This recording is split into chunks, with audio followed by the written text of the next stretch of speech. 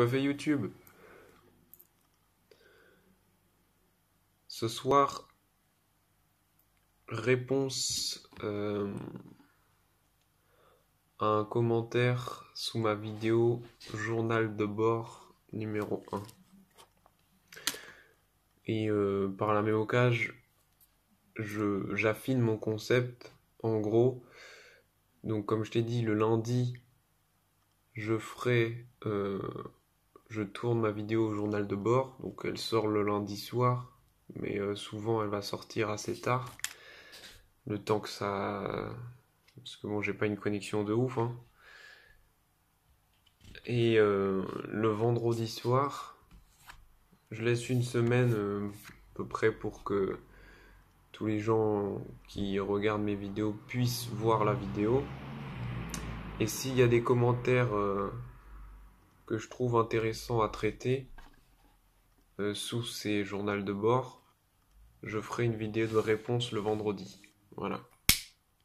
Donc je pense que là le format que je proposais est posé. Et je vais essayer de le respecter sous cet angle. Donc, c'est un commentaire de Laurine Lestrade. Ou Lestra. En vrai, je sais même pas comment ça se prononce. Lestra, je pense.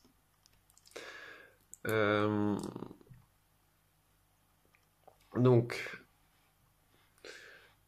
par rapport à ta première question, comment fais-tu pour que les élèves du groupe en autonomie s'améliorent eux aussi? Donc,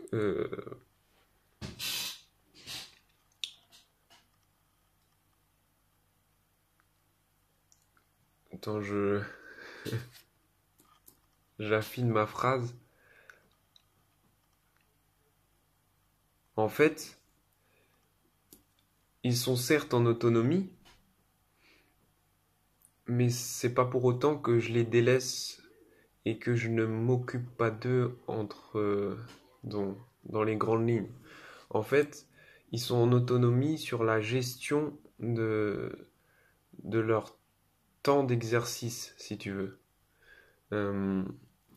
Moi, je suis là, je passe dans leur groupe en leur donnant ce qu'on appelle des critères de réalisation, en fait, des critères qui leur permettent de comprendre ce qu'ils sont censés faire et ce qu'ils sont censés obtenir, avec des critères de réussite aussi, qui leur permet à eux de jauger s'ils ont bien répondu, donc s'ils arrivent à répondre à l'exercice que je leur demande d'effectuer.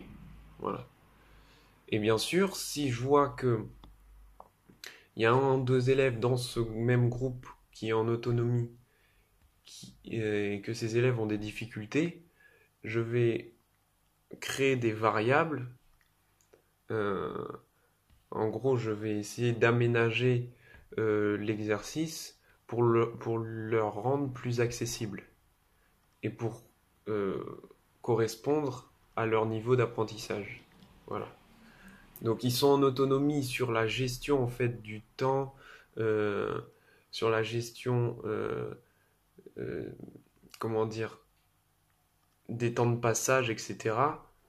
Sur la gestion de l'exercice en lui-même, mais tout ce qui est retour euh, et conseil, je suis quand même présent. Voilà.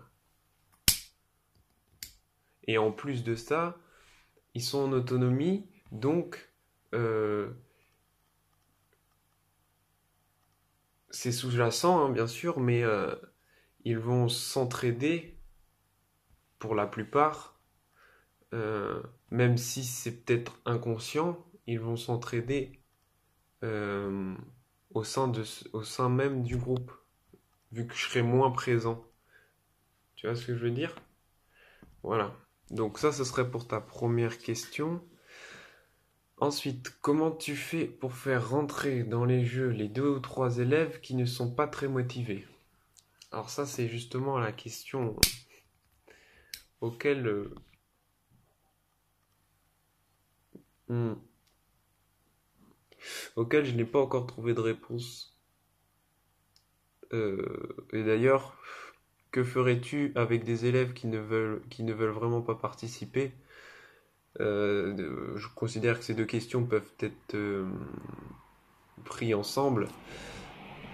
Et c'est vrai que j'y ai déjà pensé, j'y ai jamais été vraiment confronté.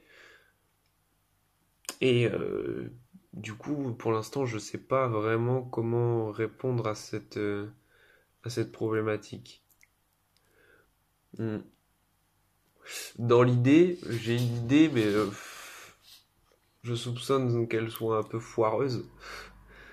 Euh, J'aimerais utiliser la classe en fait, comme euh, élément de motivation. Si euh, le sport qu'on pratique euh, n'est pas assez motivant pour ces élèves, pour les deux ou trois élèves qui ne veulent pas participer, euh, je, je vais essayer, en tout cas, je vais tenter de le rendre assez ludique peut-être ou plaisant pour l'ensemble de la classe et ces élèves qui seront peut-être qui vont être observateurs puisqu'ils ne participeront pas, ils verront ce qui se passe quand même. Je pense qu'en voyant leurs camarades de classe s'amuser, si on peut dire ça comme ça, euh, j'espère que ça peut faire comme un effet tache d'huile et les motiver eux aussi à, à faire à participer à à cette ambiance de classe. Voilà. Après, j'ai de gros doutes sur vraiment l'efficacité de cette solution. Mais c'est une très bonne question. Et qui est encore à creuser d'ailleurs. Ensuite, ta dernière question, je voulais aussi savoir ton objectif final. As-tu l'intention que tout le monde arrive à un même niveau? Alors, c'est marrant parce que ta question correspond beaucoup à ce que les programmes voudraient que l'on fasse. Dans les programmes, on parle de culture commune. En gros, de une genre d'uniformité des acquisitions et des compétences. Voilà. Mais moi, je suis pas pour donc, que tout le monde arrive à un même niveau. Pour moi, c'est pas logique en fait, parce que chaque élève arrive avec un background, des antécédents qui sont différents, des maîtrises et des acquisitions qui sont différentes. Et moi, je pense que le rôle du prof, c'est de valoriser ces acquisitions et de les faire évoluer. Donc, euh, on ne peut pas tous arriver à un même niveau en ne partant pas de la même, euh, du même stade. C'est comme si on faisait une course. Je prends un truc compétitif, mais c'est plutôt parlant. C'est comme si on faisait une course et que chaque participant euh, commençait la course plus ou moins loin de la ligne d'arrivée. Euh, En sachant que celui qui est le plus proche de la ligne d'arrivée, c'est celui qui est le plus rapide. D'accord? Il est logique que celui qui est plus proche et plus rapide va arriver avant à la ligne d'arrivée. Mais en fait, justement, mon but, c'est qu'il y ait une ligne d'arrivée entre guillemets pour tout le monde.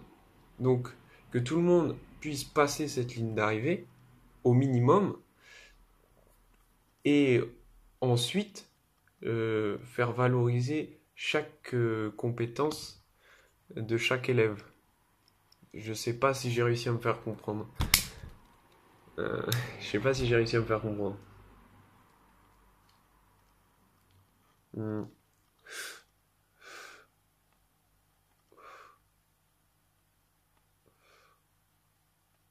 ouais. En fait, tout le monde n'arrivera pas au même niveau, mais il y aura comme un seuil.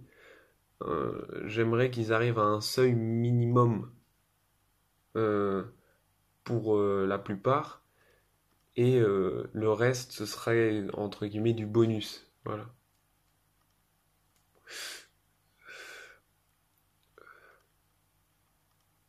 Et justement, là tu me dis autrement, comment valoriser l'amélioration même si l'élève n'arrive pas à atteindre le niveau des autres. Je veux pas qu'il atteigne le niveau des autres, je veux qu'il atteigne le niveau que je lui ai fixé en fonction de ce qu'il est capable de produire. Voilà. C'est ça en fait. C'est pas tout le monde va arriver à un même niveau, mais je veux que tout le monde progresse. C'est juste ça. Le... Après, le problème, c'est toujours les programmes et tout ça, les institutions qui font que il faut noter, il faut donner une évaluation.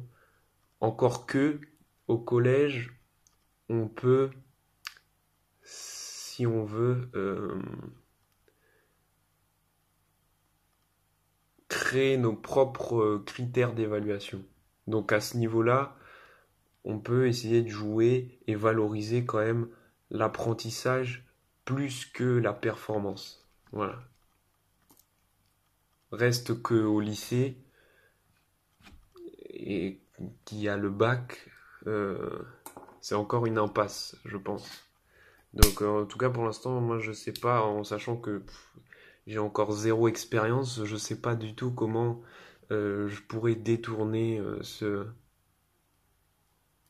cette impasse. Voilà. Voilà. Donc en vrai, 12 minutes, bon, ça va. C'est pas trop long. Voilà. Bon, donc, pour finir, lundi, je ferai mon journal de bord numéro 2.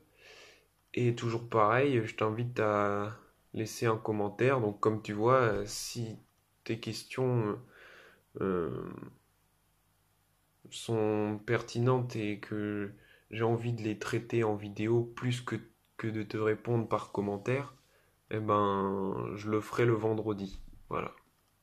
Sur ce, Narbis YouTube. Et merci Laurine pour ton commentaire en fait. Je te l'ai déjà dit, mais voilà.